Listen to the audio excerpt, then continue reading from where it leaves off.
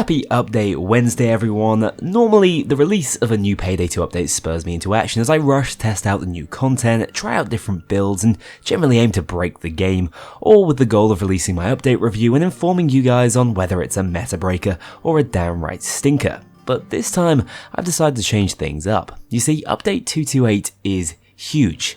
Considering this was built up as a run-of-the-mill weapon DLC release with a few free add-ons on the side, I am pleasantly surprised to find my hands full with too much content to cover all at once. So, the complete review will come later this week after I've introduced you to the most important aspects of the update individually. So, stick around as I'll be taking a closer look at the ridiculous hailstorm very shortly, but first, the question on everyone's lips: what the hell is a Tombstone Slug, and has it just broken the Payday 2 meta? First things first, for those of you who maybe haven't read the patch notes yet, there's been a bit of a changing of the guard within the shotgun class in this update, with Dragon's Breath rounds taking a long-awaited nerf to their ignition range, going all the way down from 30 meters to a measly 14.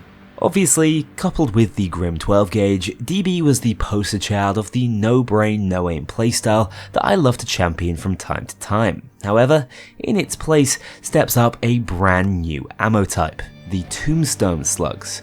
These can be quickly unlocked by picking up 100 kills with the free-to-play Viper grenades and serve as a poison damage type option for shotguns. So, let's dive into exactly how they work. Despite having slug in their name, for all intents and purposes they actually function like flechette rounds, meaning they share their positive traits of having increased damage over range and piercing body armor. In addition to that, they also deal a set amount of poison damage over time, totaling 1080 over roughly 5 seconds. This is comfortably enough to one-shot all non-special enemies and shields, as well as drop medics and tasers below half health per activation. Of course, it also interrupts most of these enemies for the duration, aside from shields, medics, and dozers who remain unaffected. So why would you ever use flechette over Tombstone in that case? Well, for one, you sacrifice 1/3 of your ammo pool, although that's not a huge drawback given how ammo efficient these slugs are. No, the most important factor working against the Tombstone is that, strangely, it can't activate Overkill, the shotgun class's strongest available skill. Is that enough to bury it though? I'd say absolutely not. For one, let's take a look at how it stacks up against Dragon's Breath rounds. Going against it, the Tombstone Slug cannot penetrate shields, an important skill DB retains after its nerf. DB can also proc Overkill, and importantly can roll crits, although the higher base damage of Tombstone likely makes up for its inability to do so. Where Tombstone has an advantage is in its ability to actually land headshots, deal greater ballistic damage over range, and most importantly, apply its poison from anywhere on the map.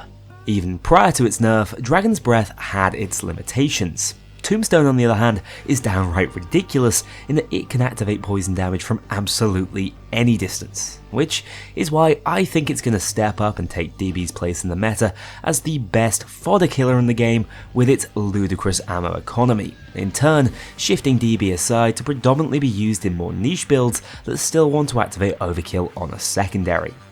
In terms of worthwhile interactions, the Tombstone can activate Lust for Life in Anarchist with its damage over time effect, as well as being able to proc Grinders heal over time, just like Dragon's Breath, so consider those synergies when building. Interestingly, Tombstone equipped shotguns may lead to greater skill build variety, as they don't need to take skills like Overkill and Low Blow to be useful, opening up more options such as Far Away and Shock and Awe. Overall, it's looking like this new free edition will be extremely valuable for hostess to pick up as soon as possible once they've downloaded the update.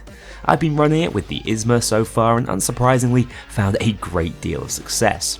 On a more personal note, I find it a little bit odd that Overkill would look to nerf a notoriously low skill cap playstyle, only to replace it with one that looks equally easy to execute and that can be accessed entirely for free.